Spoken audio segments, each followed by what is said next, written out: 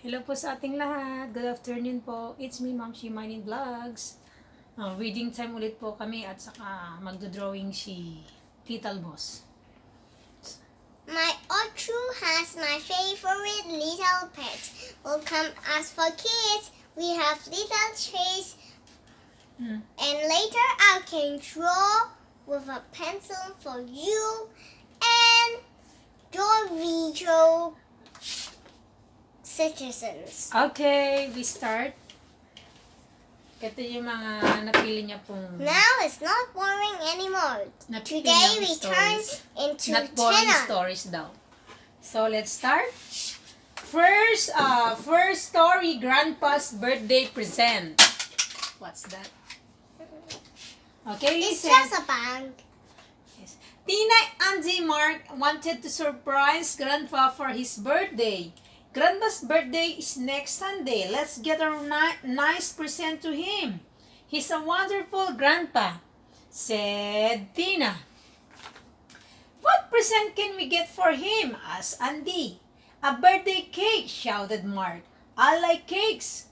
Don't you remember? We gave him one on his last birthday. This year, should we get him something special? Said Tina. Let's count our money. So, that's a great idea, said Andy. Ayaw niya daw question si Momshie muna. I hope we have Tina, Andy, and Mark. I hope we have enough for a big present. Chicken, stop for a while. When you say here, you turn into that tiger. Tiger fets her purse and the boys fetch No, their piggy bank. tiger. Tina. I'm Okay, no need confused, Chechi. They cannot understand. Andy and Mark got really excited. They held their piggy banks upside down and shook them really hard over the table. I do not like pig. They took out all the coins and piled them together on the table. Then they counted them twice. The money was not very much. No need to explain, Cheche. Just listen us. Oh dear, we can't buy very much with so little money. What should we do? Asked Andy. Don't worry, said Tina. We can make something for Grandpa. It be more special. I like making things, said Mark. The three of them tried to think of something to make. After a while, Tina said, I've got an idea. The boys liked Tina ideas very much. They were all very excited. They only needed to buy some salt and there was enough money for that. So Tina went to the nearest shop to buy 3 bags of salt. When she got back home, Andy took out 3 glass jars and some paper towels from the cupboard. Mark fetched his colored chalk. The children had everything ready. Andy covered the kitchen table with some old newspaper. Tina showed them what to do. You're so clever, Tina said Mark. Who is clever? Tina. Tina poured some salt onto a paper towel. Then she started rubbing the salt with a piece of purple chalk. As she rubbed, the salt started to change color. It turned darker and darker, and then it was completely purple. Andy did the same, but he used a blue piece of chalk and made the salt blue. I like green. I want green salt, said Mark. Tina and Andy helped him make the salt green. The children used different colors of chalk and made several piles of colored salt. Okay. Galing-galing nila. What do we do now? Asked Andy. Tina explained next pour the colored salt into the jar in layers to make a picture. Fill the jar right to the top. When the jar is full, screw the lid on tightly. Like this. The children poured the colored salt into their jars. They made pictures with different colors and filled each jar right to the top. Then they took the lids and screwed them tightly on the jars. Look at my pictures. It's beautiful, said Andy. It is, said Mark. Yan, hindi ka pala nakikita, anak kong, sorry. So Tina cleared the table, tidied everything away. Mark helped her. Andy then fetched a shoe bag. Mark was surprised. Why do we need shoebox? Well, we're going to put the jars in it, explained Angie. It'd be a surprise. They placed the jars carefully in the shoebox, then put on the lid. The box should look special too. Let's decorate it, said Tina. She ran to her bedroom and came back with some brightly colored paper. They wrapped up the box together. Then, I can't wait for Grandpa to open his birthday present, said Andy. The children went to visit Grandpa on his birthday. Happy, happy Grandpa! They shouted. Happy, happy birthday, Grandpa! They shouted when Grandpa opened the door. What a nice surprise! Come in, said Grandpa and gave them each a big hug. We have a present for you, shouted Mark, and gave Grandpa the box. Grandpa, guess what it is? It is a pair of shoes? Asked Grandpa. No, Mark laughed. Is it a book? Asked Grandpa. I like reading stories. No, we didn't buy it. We made it ourselves, said Gina. Open the box, Grandpa. Grandpa opened the box. Wow, what a beautiful salt jar, said Grandpa when he opened the box. This jar has a colorful rainbow in it. Perhaps I'll find treasure at the end of my rainbow. I like it very much. I'm glad you like it, Grandpa, said Tina. I made the rainbow. Look at my jar, Grandpa, said Andy. Can you see the snow-covered mountains under the blue sky? Very clever, Andy. It reminds me of my holiday last winter, said Grandpa. My jar is full of green salt. Green is good for your eyes, Grandpa, said Mark. Everybody laughed. Ha ha ha. Thank you so much, Grandpa. I'll put the salt jars on the kitchen table and look at them every day. They'll remind me of you. I'm so lucky to have such thoughtful grandchildren. Then Grandma came out of the kitchen with a large birthday cake. They all sat down to eat together. Everyone was happy. So very nice the story, mga Momshie, mga Popshie.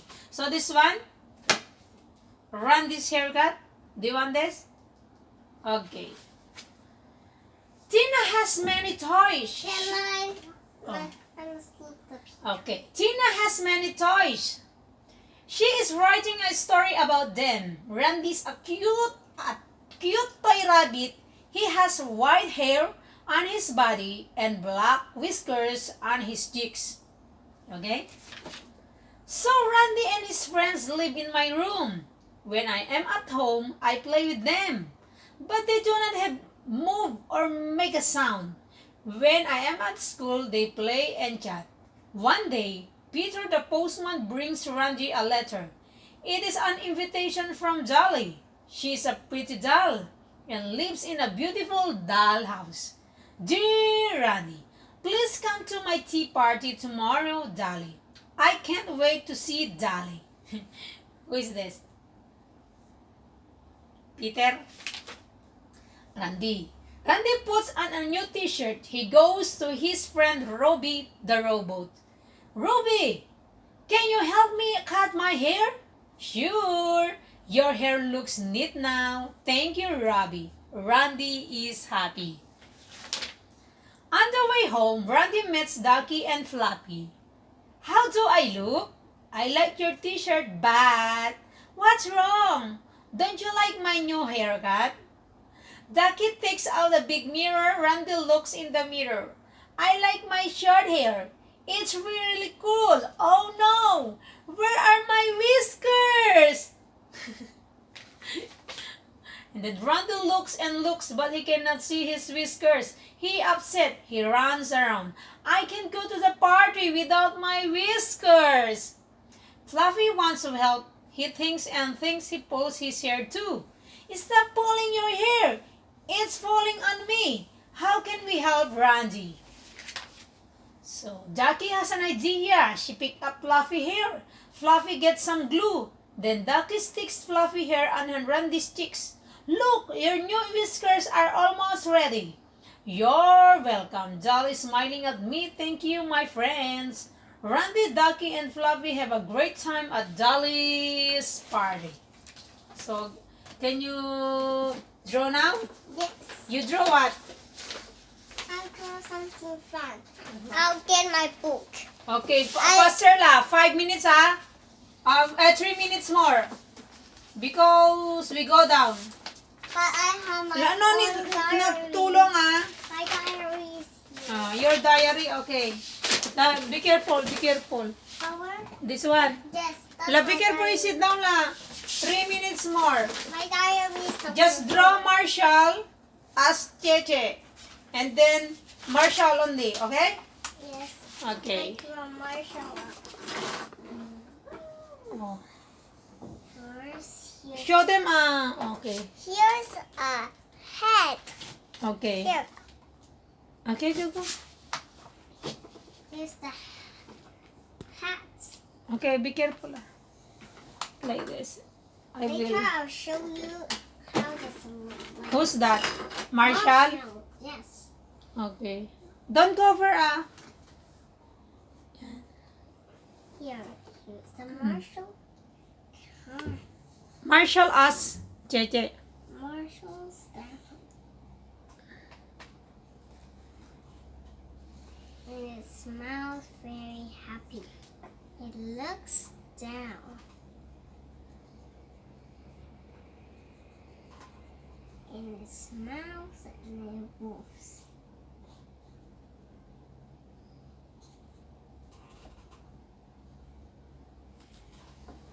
Then, Then, with this, magaling siya mag-drawing. Paw Patrol badge. Paw Patrol. There's a Paw Patrol badge. Wow. You're so very great, Doggy. Yung imagination mo, baby. Very good. Wow, thank you so much. Thank you so much, Jace. Okay, are you done?